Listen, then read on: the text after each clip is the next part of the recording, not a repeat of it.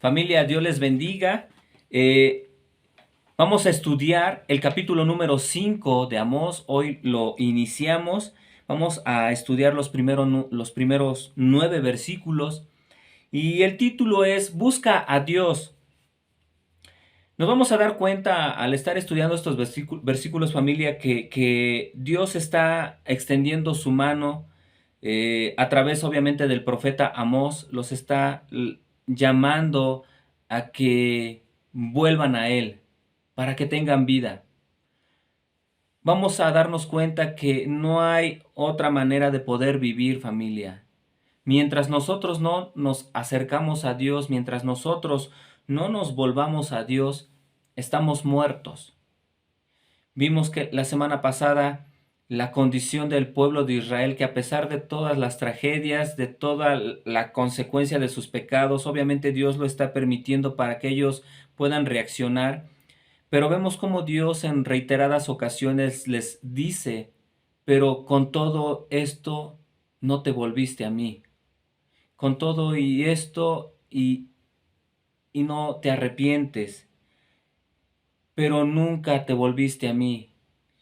Nos dimos cuenta cómo el corazón del ser humano es muy duro y a veces muy obstinado, muy necio, pero Dios vuelve a intentarlo y es lo que vamos a ver hoy, familia. Porque realmente Él no desea que se pierdan, Él no desea que su pueblo experimente pues el juicio, pero Él no puede forzar a nadie. Nosotros tenemos la última palabra. Obviamente Dios es soberano, pero en este caso Él nos permite que nosotros tomemos una elección, hacer caso a sus mandamientos, hacer caso a su voluntad o hacer la nuestra. Pero vamos a orar, familia. Dios, nos ponemos en tus manos, Padre. Ayúdanos, Dios, a conocer tu palabra, pero sobre todo a entenderla y a vivirla. En el nombre de Jesús. Amén. Acompáñame a leer el primer versículo, familia, por favor.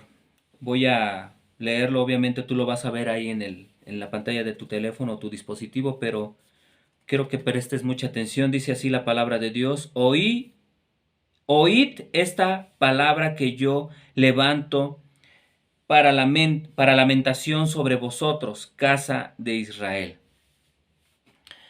Cuando Amós anuncia, oíd esta palabra que yo levanto para lamentación, está diciendo que va a cantar o va a recitar algo triste. ¿Qué quiere o qué quiero decir con esto, familia? O más bien, ¿qué nos quiere decir la Biblia? Esta parte está hablando acerca de la endecha. Es un canto, la endecha es un canto fúnebre que solía ser cantado sobre todo en las plazas públicas para anunciar a la comunidad la muerte de una persona importante. Así que la gente, cuando la escuchaba atentamente, podía darse cuenta o podía enterarse quién había fallecido en su ciudad. Entonces, aquí lo que está haciendo el profeta Amós es hacer uso de este canto fúnebre, es decir, está haciendo uso de la endecha para decirles: oíd esta palabra que yo levanto para lamentación sobre vosotros, casa de Israel. Aquí probablemente hasta el profeta Amós, probablemente, como era una costumbre en ese tiempo, pudo haber estado vestido de ropa áspera o de cilicio y hasta con tierra en la cabeza, y empezó a pronunciar los versículos que a continuación vamos a estudiar. Vamos a leer el versículo número 2 y versículo número 3. Cayó la Virgen de Israel y no podrá levantarse ya más. Fue dejada sobre su tierra, no hay quien la levante. Porque así ha dicho Jehová el Señor, la ciudad que salga con 1000 volverá con 100, y la que salga con 100 volverá con 10 en la casa de Israel. Entonces, Amós está haciendo uso de este canto fúnebre, y al declarar en forma de canto estas palabras, cayó la Virgen de Israel. Obviamente, cuando él les está diciendo, como leímos en el primer versículo, oíd esta palabra que yo levanto para lamentación, las personas prestan sus oídos y se ponen atentos porque quieren saber quién ha muerto en su ciudad. Ellos quieren saber, a ver, quién es el que ha muerto, ¿verdad?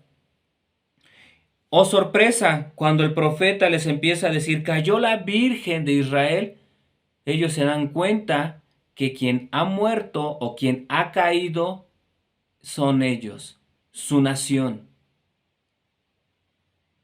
Dice, cayó la Virgen de Israel y no podrá de levantarse ya más. ¿Por qué usa aquí esa comparación con la Virgen? Obviamente, la Virgen, aquí lo está diciendo explícitamente, es Israel. Cayó la Virgen de Israel. Está haciendo esta comparación como con una mujer joven que no ha conocido los deleites de formar un matrimonio, de formar una familia, es decir, de tener un esposo, de tener hijos, de llegar a la vejez, de disfrutar la vida.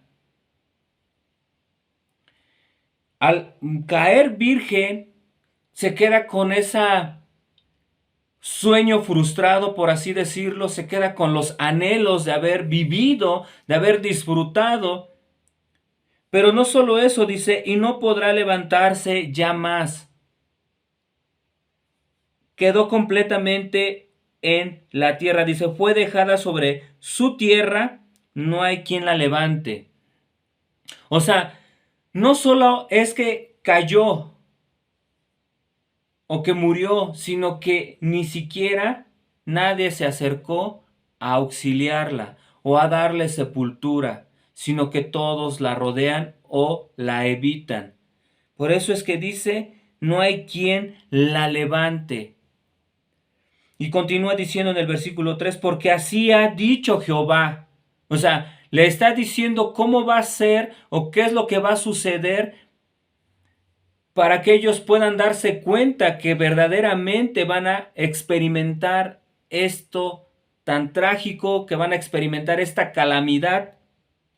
Dice, la ciudad que salga con 1000 volverá con 100. Es decir, si puede lograr reunir un ejército de 1000 soldados, van a fracasar. Y va a ser tan grande el fracaso que solamente va a regresar un 10% de la cantidad que ellos salgan a la guerra o a batalla. Dice, y la que salga con 100 volverá con 10 en la casa de Israel. Habla de mucha derrota, habla de muerte, de calamidad. Y así va a ser el remanente, va a ser mínimo. Pero también esto da a entender que van a enfrentar la destrucción o la derrota y van a quedar muy pocos. Por eso es que prácticamente morirá Israel. Al decir la Virgen de Israel cayó, es que prácticamente va a quedar derrotada o derrotada más bien. Y unos cuantos, como ya sabemos y hemos mencionado y aún la Biblia nos indica, siempre Dios ha mantenido un remanente y lo ha protegido, por así decirlo. Pero obviamente aquí está hablando en un sentido general porque la mayoría de la nación de Israel estaba alejado de Dios. Vamos a leer los versículos 4 y 5. Pero así dice Jehová a la casa de Israel, buscadme y viviréis. Y no busquéis a Betel, ni entréis en Gilgal, ni paséis a Berseba, porque Gilgal será llevada en cautiverio y Betel será deshecha. Aquí el profeta da la razón de por qué el llamamiento. Es una invitación, familia, es una invitación que Dios le está haciendo al pueblo, a la nación de Israel. Les está diciendo, buscadme y viviréis. Cuando obviamente nosotros ya entendemos el contexto, ellos están próximos a morir, están próximos a experimentar una gran devastación. Van a ser exiliados. Se va a levantar el ejército asirio y los va a matar a mucha de su gente, como leímos en el versículo 3, o sea, van a ir 100 y van a solamente regresar 10. Y como aprendimos la semana pasada en el capítulo 4, o sea, va a ser tanto que aún el hedor, la peste de sus muertos, ¿verdad?, va a llegar hasta su nariz. O sea, van a estar rodeados, va a ser tan terrible. Entonces lo que Dios quiere evitarles es eso, esa gran desolación, ese gran sufrimiento. Y la única manera de nosotros evitar la muerte, el sufrimiento, es buscando a Dios. Y me refiero en el sufrimiento a causa de nuestros pecados, la consecuencia de nuestros pecados, a causa de nuestras rebeliones. Eso es lo que Dios quiere que evitemos. Y sobre todo Él quiere que nosotros evitemos la muerte. Y no solamente la muerte física, a causa también, vuelvo a repetirlo, por nuestros malos, andar en malos caminos. Una persona obviamente que se dedica a robar, que se dedica a asaltar, que se dedica a vender también artículos o cosas robadas, que se dedica a andar en el huachicol, en el huachigás, es muy probable, o sea, el pronóstico es que mueren muy jóvenes. No solamente Dios se refiere a esa muerte a causa de andar en malos caminos, sino se refiere a la muerte espiritual. Nosotros podríamos decir, estamos bien, yo no ando haciendo nada malo, yo no ando delinquiendo, yo no ando matando, robando, secuestrando para obtener dinero. Pero estás alejado de Dios. O probablemente, y peor aún, puedes estar reuniéndote en una iglesia y puedes estar alejado de Dios. Ellos, hablando de la nación de Israel, era un pueblo que tenía una religión, que creían que adoraban a Dios, que ellos pensaban que a través de sus ofrendas, de sus sacrificios, de llevar sus diezmos 2 veces a la semana, como vimos en el capítulo 3, creían que con eso agradaban a Dios. Pero realmente la religión tampoco es una garantía, hasta puede ser peligrosa porque puede mantenernos ciegos e indiferentes a lo que verdaderamente Dios desea. Por eso es que dice en el versículo 5, y no busquéis a Betel, ni entréis a Gilgal, o en Gilgal, ni paséis a Berseba, porque Gilgal será llevada en cautiverio y Betel será deshecha. Porque probablemente cuando uno quiere volver a Dios, vamos a decirlo así, lo quiere uno buscar en la religión, lo quiere uno buscar en las prácticas que probablemente nos enseñaron nuestros padres o nuestros abuelos. Yo conocí o conozco a una persona que cuando él empezó a conocer de la palabra de Dios, empezó a darse cuenta que estaba mal, que la estaba regando, pero en ese momento, durante ese periodo en el que él estaba siendo evangelizado y se le estuvo enseñando la palabra de Dios, él no quiso buscar a Dios él quiso regresar a su religión. Él empezó a ir más a misa, empezó a querer celebrar los ritos o lo que se practica en esa religión.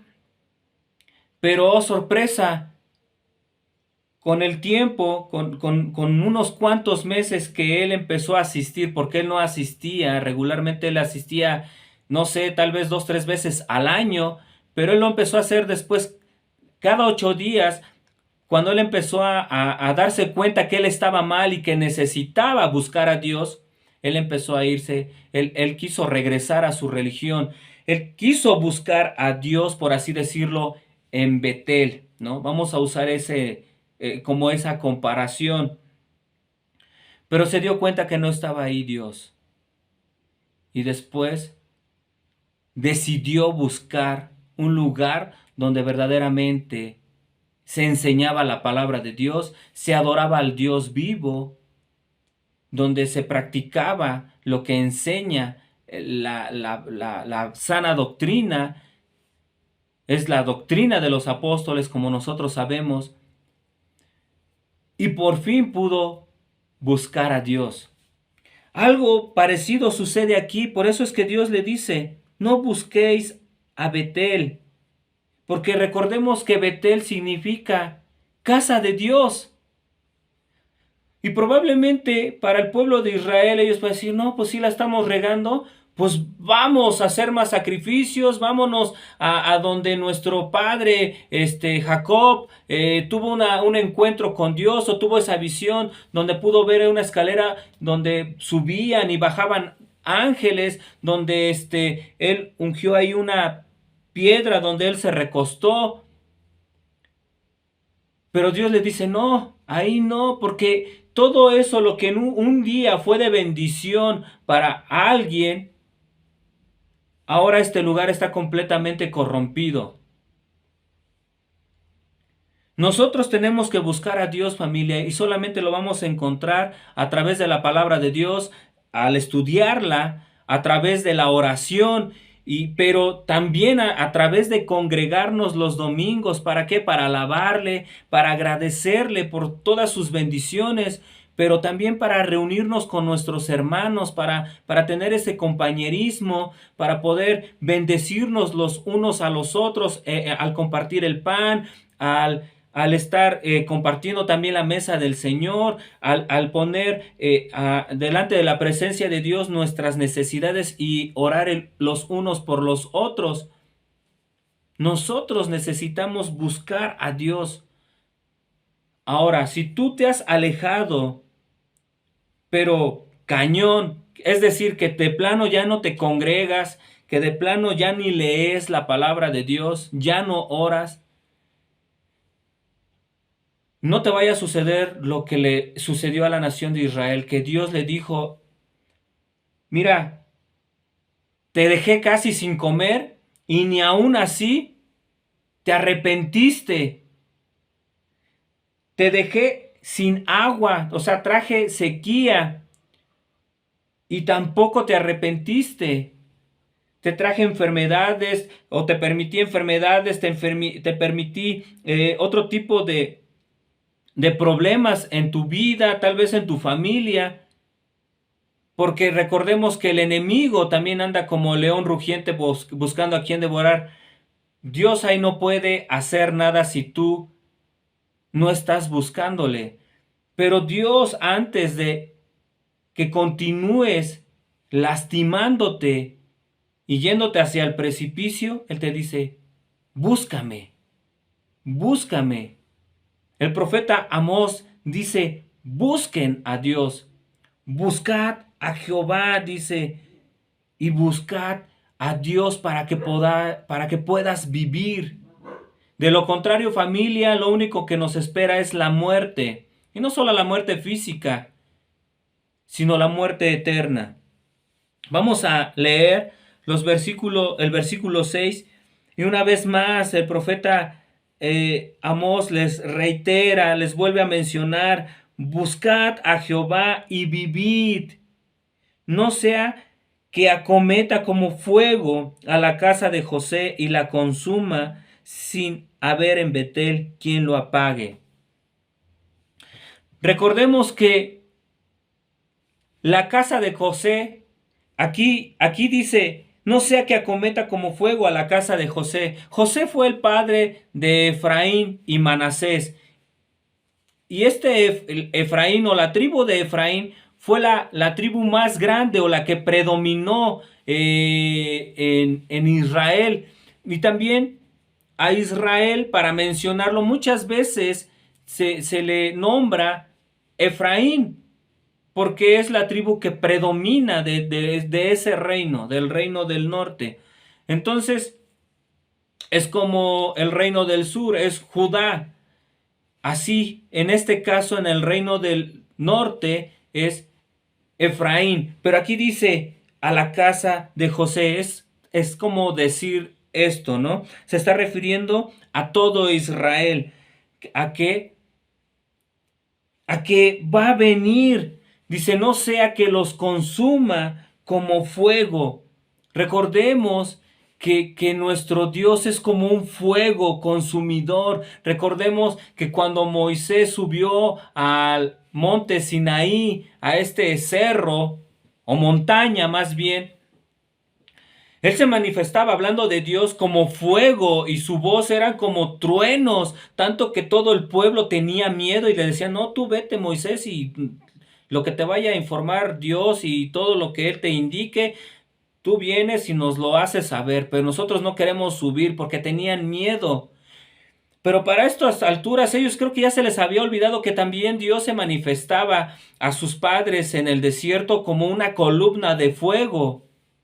Dios es fuego consumido en el sentido de que tiene ese poder, pero también de que se aira. O sea, llega al punto donde Él ya no quiere estar lidiando con el pecado de las personas. O sea, ya es mucho que una tras otra, tras otra, tras otra, y uno no quiere agarrar la onda. Dice, sin haber en Betel quien lo apague, porque nadie familia, tiene el poder o un mayor poder que el de Dios. Ni toda la nación de Israel junta, ni todo el mundo juntos. Ya eso ya lo aprendimos en el libro del profeta Joel. O sea, por más que tengan sus mejores hombres, sus mejores armas, y así sea todo el mundo reunido con ese mismo propósito, le podrían hacer frente a Dios. Pero esto indica del fuego que va a consumirlos, representa juicio. Por eso les dice, busca a Jehová para que puedas vivir. Búscalo, o sea, hay otro pasaje en la palabra de Dios donde dice, busca a Jehová mientras pueda ser hallado. O sea, si estamos viviendo familias, es decir, si está entrando aire en nuestros pulmones o estamos respirando, es porque tenemos la oportunidad. Tú no sabes si al rato que te acuestes a dormir podrás despertar mañana y no buscaste a Dios. No te confíes también por ser muy joven o muy señorita. Vimos que la nación de Israel la compara con una virgen, dando a entender que era una nación muy joven. Nadie sabe. A veces creemos que somos más truchas o más vivos que Dios, pero no, solamente estamos comportándonos torpemente. Ser sabios verdaderamente es, sí, Señor, reconocer ya la regué, perdóname, que haya un arrepentimiento sincero y volvernos a Dios, que Él nos limpie, nos lave con su palabra, con su Espíritu Santo, que nos redarguya, que nos empiece a transformar y a darle otra vez a continuar con el Señor. Leamos el versículo 7, dice así la palabra de Dios. Los que convertís en ajenjo el juicio y la justicia la echáis por tierra. Esta expresión podría significar que los jueces no daban la razón a la parte inocente o agraviada, o bien que cargaban con costos más allá de lo razonable a las personas que acudían a ellos. cuando una persona sufre injustamente a causa de alguien que probablemente tiene más posibilidades económicas o está mejor relacionado, la persona que es víctima, el deseo en su corazón es cuando está frente a los jueces, ¿verdad? Imaginémonos en un juzgado, es que se les haga justicia, ¿verdad? Es que digan, esto se va a aclarar y cada quien va a recibir su merecido. Y yo voy a poder demostrar que soy inocente y que esa persona que me robó o golpeó a mi familia o abusó, que me reponga lo que me quitó o que repare el daño que me provocó, pero este es el lugar indicado para que se cumpla la ley, ¿verdad? Pero aquí dice que no, que en lugar de que fuera algo dulce, dice lo que lo convierte en ajenjo y que la justicia la echa por tierra.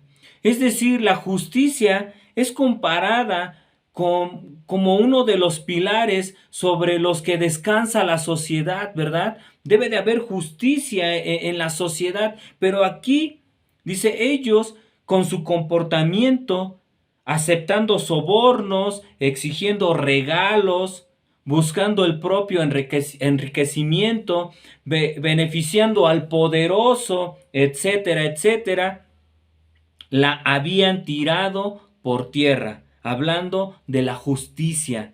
¿Por qué? Y eso no solamente sucedió en Israel, familia, eso sucede en nuestros días. Nosotros sabemos que aquí les das para el refresco y ya se hacen que no pasó nada, ¿no? O en delitos más graves, el que hizo el daño está relacionado con el alcalde, con algún diputado, o tal vez tiene mucho dinero, hace regalitos o da un muy buen soborno, y obviamente al que fue agredido o sufrió el daño, pero como tiene pocos recursos o nada, pues no tiene nada que ofrecer obviamente para los jueces, para los que imparten la justicia. Entonces pues dice, no, no me conviene, no tengo nada que sacarles de provecho a estos cuates, pues sabes qué, véngase, ¿no?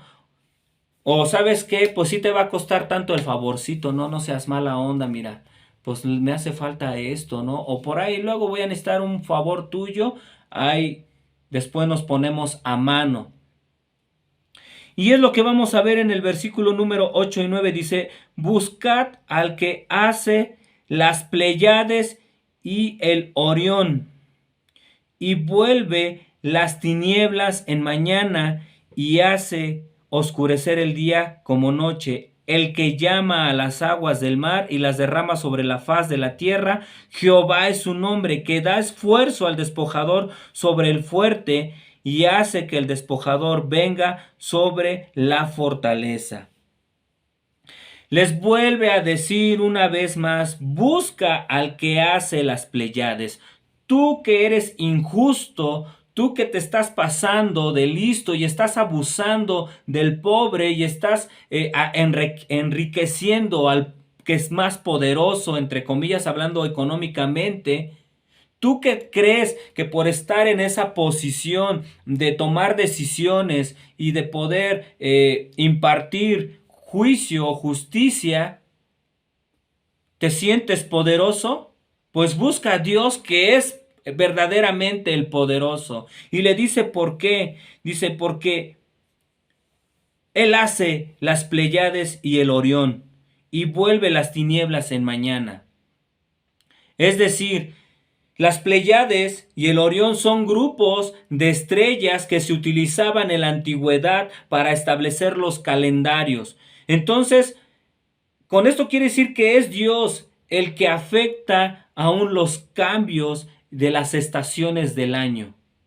Dios está por encima. Tú te crees poderoso por el hecho de que tú puedes determinar, él es culpable, él es inocente, pues vuélvete a Dios porque Él sí tiene control y no solamente sobre las personas. Mira, Él tiene control aún sobre las estrellas del cielo, de la cual tú no puedes ni controlar tu propia vida.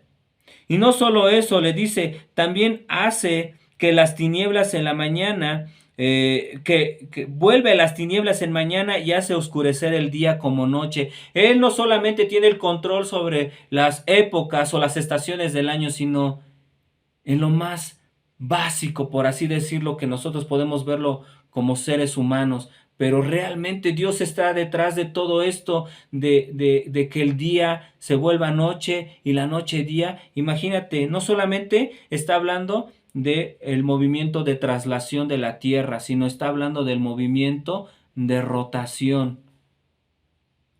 Eso nadie lo puede hacer y a ese Dios es al que ellos tienen que buscar. Dice, y derrama sobre la faz de la tierra, y el que llama a las aguas del mar y las derrama sobre la faz de la tierra. Jehová es su nombre. Y esto probablemente se refiere a aquel que tiene el control para que el agua, dice, llama a las aguas, ¿verdad? Del mar. O sea, la evapora, la condensa, las precipita y dice, y las derrama sobre la faz de la tierra. O sea, va desde tener el control del universo, control de las estaciones del año, del día y de la noche, pero también el control de la lluvia. Y eso lo demostró en el capítulo anterior, donde él podía hacer llover en una ciudad y en otra no. Para demostrar que Dios tiene el control. No es casualidad, no es mala suerte. Es Dios. Y con eso él demuestra cómo y a quién él quiere bendecir para que provoque que los corazones de las personas reaccionen. Y en el versículo 9 dice que da esfuerzo al despojador sobre el fuerte y hace que el despojador venga sobre la fortaleza.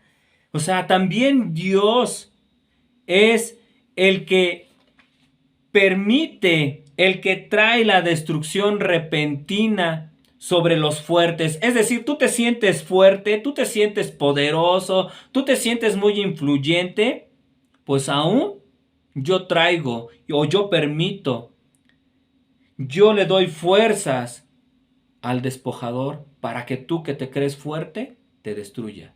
Le está diciendo, va a venir a Siria.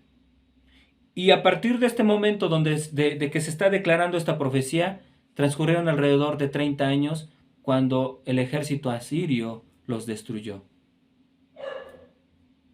Cuando el ejército asirio se llevó a muchos esclavos y se los llevó y los exilió. Entonces es Dios el que permite y el que está en control aún de la historia. Y el que produce los cambios en ella, en la historia. ¿Por qué? Porque el ser humano no busca a Dios. Amén, familia. Entonces, busquemos a Dios. No hay nadie más fuerte. No te engañes. Tu dinero no te da seguridad. Tu poder, tus fuerzas, tu inteligencia. Nada, nada, familia. Busquemos a Dios, que verdaderamente Él tiene el control de todas las cosas y de todos los recursos y aún de nuestra propia vida. Amén. Vamos a orar. Amado Dios, gracias por tu palabra. Gracias, Señor, por ser un Dios misericordioso que una tras otra vez nos extiendes la mano y nos haces la invitación para volvernos a ti, Padre. En el nombre de Jesús. Amén. Dios te bendiga, familia.